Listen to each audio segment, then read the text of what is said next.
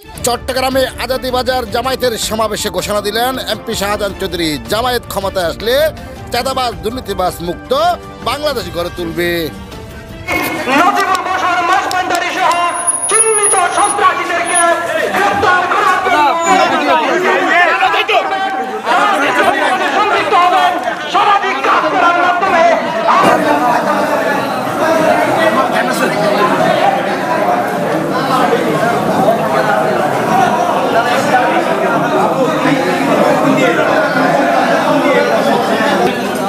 এক বছর নয়, 2 বছর নয়, টানা 26 বছর 7 মাস জেল খেটেছেন চট্টগ্রামের হাটহাজারী উপজেলার নাজিরহাটের নাসির, যাকে ফটিকছড়ির শিবিরের নাসির হিসাবে সবাই চিনে।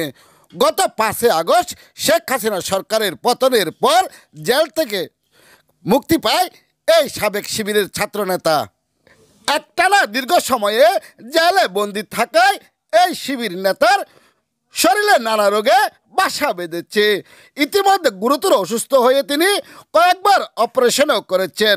গত 16 নভেম্বর ফটিকছড়ি উপজেলায় আজাদি বাজার এলাকাতে জামায়াত ইসলামী বাংলাদেশের বিশাল এক কর্মী সমাবেশে নাসির উদ্দিনের নেতৃত্বে হাজার হাজার মোটরসাইকেল সহ 10,000-এর মতো নেতাকর্মী নাসিরকে নিয়ে সমাবেশ স্থলে যোগ দেয়।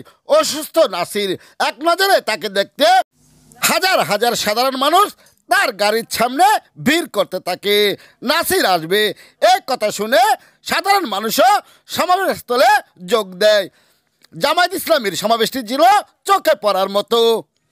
ইসলামী বাংলাদেশের এই সমাবেশে প্রধান অতিথি হিসেবে উপস্থিত ছিলেন চট্টগ্রাম মহানগরের জামায়াতের আমির সাবেক এমপি শাহজাহান চৌধুরী।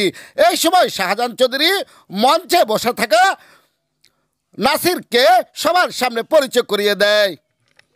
সমাবেশ স্থলে নাসির সমাবেশের সকল আগত সাধারণ মানুষকে হাত নেড়ে অভিবাদন জানায়, সবার কাছে দোয়া চায়। তিনি অসুস্থ, সুস্থ হয়ে জামায়াতের রাজনীতিতে স্বয়ংক্রিয়ভাবে উপস্থিত থাকার ঘোষণা দেন এই শিবিরের নেতা।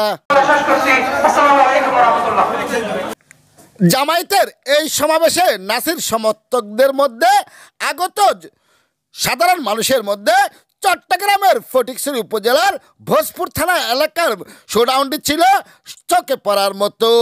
শিবিরের নেতা জামাল এবং আমির আলী, মোহাম্মদ মাসুম, দিদারের নেতৃত্বে 2000-এর অধিক মোটরসাইকেলটি ছিল পুরো ফটিকছড়ি জুড়ে চোখে পড়ার মতো। সুশৃঙ্খলভাবে জামায়াতের এই সমাবেশ হয়েছে বলে জামাতের পক্ষ থেকে দাবি করা হয়েছে। ওই এলাকার সচেতন রাজনৈতিক মহল বলছে 1996 সালে শেখ হাসিনা সরকার ক্ষমতায় এসে নাসিরের জনপ্রিয়তা দেখে নাসিরকে গ্রেপ্তারের অভিযান শুরু করে। রাজনীতিকের প্রতিহিংসার বলি হয়েছেন মোহাম্মদ নাসির। 5 আগস্টের পরে কারাগার থেকে ছাড়া পাওয়ার পর থেকে জনপ্রিয় নেতা নাসিরের বাসভবনে হাজার হাজার নারী পুরুষ প্রতিদিন ভিড় জমায় এক নজরে প্রিয় নেতাকে দেখতে।